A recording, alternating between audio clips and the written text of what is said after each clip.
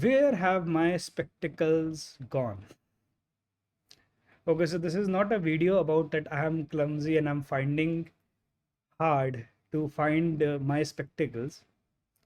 It's about perspective. It's a deep video. Try to understand one thing. You navigate this world through from the time you're able to receive and understand the world around you. From that time, you are experiencing some stuff. Now that experience is coming up.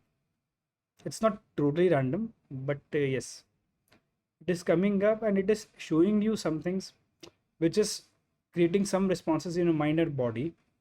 And that is where this thing, that is where your map of the world gets formed.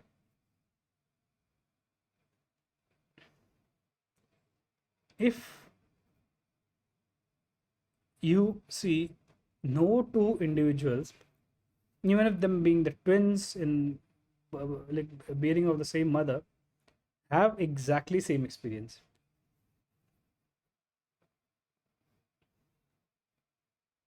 So two people, when they do not have that same level of experience, the same maps. And now I'm not saying that this map A is greater than map B. I'm not doing that. That greater than equal to, less than equal to, greater, less than, equal or not equal, though let those relational operators remain in the logical realm. Let's keep this more or less in our realistic realm. A realm which AI probably won't change or touch. Assuming that only chatbots are AI, that is another level of, or like response completions. That is the only AI. That is another level of folly. But yeah, we two we compare any two individuals with two different maps, they will never align. Now, a degree of similarity and a degree of difference is going to matter a lot. And obviously, we call this as identity, we call this as everything, but Sanskrit as a word, you see, for this concept, I'm going to use the word called aham, aham, or in Sanskrit that is called aham. Yeah, the word aham is essentially translated as ego in English. But see, with most words, the sciences like the modern or postmodern era sciences don't have a equivalent translation of that concept in them. You see, people are worried and fighting about their identities, right? So where's this concept of identity come in from? And more or less the clashes which it brings in, because no two people would have the same identity. So there is a deeper concept called ahem, and ahem is defined as misidentification of your role from the reality, or let's say differential identification. That is what ahem is. It's not about ego. Some people like who are frustrated with their ahem have inferiority complex. That is one way to look at it. That is one way to look at it. Now, in certain situations, there are there is a need when you need similarity to survive. There is a need when you need difference to survive, which then later translates to that you need belongingness to survive, and you need individual freedom also to survive. Happiness, basically. This is a deep concept I'm talking about. At one point, you do need individualistic freedom, And at one point, you do need belongingness as well. This is a matrix, and certain societies have involved more into being individualistic. That is again just treeing. If you understand a tree, let's say one is belongingness, one is they're like individualism. So if you go more into belongingness, then more into belongingness, freedom. So these branches will come out. So let's say belongingness, freedom, belongingness. So these combinations will come up. But essentially, the whole root of the tree is the ahem awareness. So important. One thing is influencing this tree correctly. Now, correctly also has a definition.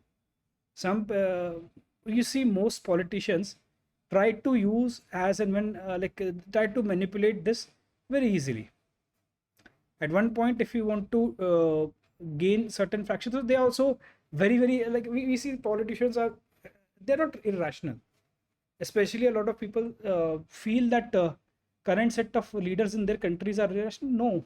No leader ever born and is in that position by even if by the chance of heritage, or even by the chance of their own merit or winning an election, has reached who doesn't understand these things. It's all probabilistic. So you need only a certain faction of votes to win in a democratic society.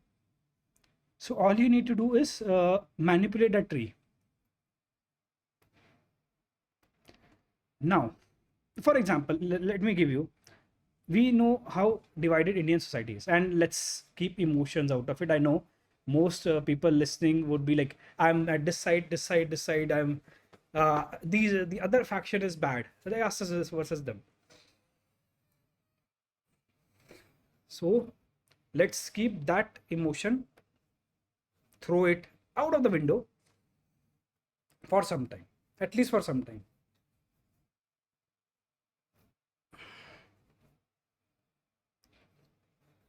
Now, coming up to this, let's say if I want to divide the societies, we have already seen the algorithms. If you want to unite them, there is some similarity, right? So you put your focus on the similarities also. I'm not saying that you go out and like start manipulating that. This is just for knowledge right now. For example, people have religious divides in India. I'm touching a sensitive topic right now. But let's say if I want to unite these two things, I can use a statement like probably both societies agree on how they treat masturbation. Think about it. So it is easy, first of all. What I'm trying to say, it is important who the who's the guide, or who is the influencer, and who is the orchestrator, and who is the influencer. In this one particular movie, I heard one brilliant quote. Now, this quote translates as in Hindi. It's a very good movie. You can watch it. Mahavatar Narasimha is global now.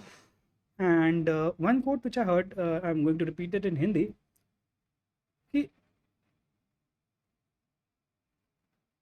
आक्रोश में और अहंकार के मुद्दा में व्यक्ति भ्रमित जरूर हो जाता है, बट फर्क इस बात का पड़ता है कि मार्गदर्शक कौन है. So the legend develops as at one point, one person, this Mr. Hiranyakashipu, was being guided by Shukra to pursue an aggressive meditation and try to gain superpowers.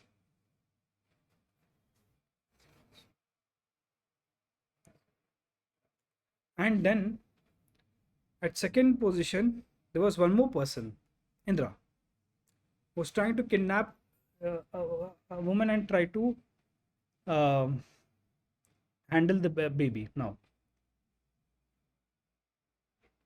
To the second person, the Margdarshak was mentioned to be Narad Muni, and he guided the person, like guided Indra to not exactly pursue that. Rather, he so the whole legend has multiple other lessons also, but there's one thing touching that we can take care. Who is the Margdarshak?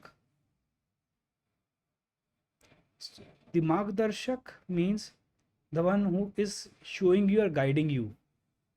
And yes, we have a tendency, or that inner child propensity, that our inner childs have that propensity to guide other inner child. Okay, let's play this. Let's play soccer today. Let's play. No, I want to uh, go for cycle racing. I want to build doll houses. I'm just giving examples, not like stereotyping anything. But that inner child has that. So important thing is which spectacles you are wearing on. So if you are wearing the spectacles of rationality, intelligence, awareness, you might be able to see the world more clearly. Where are my spectacles? Now this is the big problem. Now these are here, but where are my spectacles is where are the correct influencers in the society? Where are the people who are actually benefiting, running value beyond run of the mill content? It's important. Select your spectacles carefully, evaluate them, but you need to trust them to come out of this ahem. Not maybe not come out, but at least progress your life in a very fruitful way. So if this concept actually would benefit you, let's take a pause. Let's think about this concept. If this thing actually benefits you, if this thing actually helps you, please share this video. Please like, subscribe, and yeah, let's see you.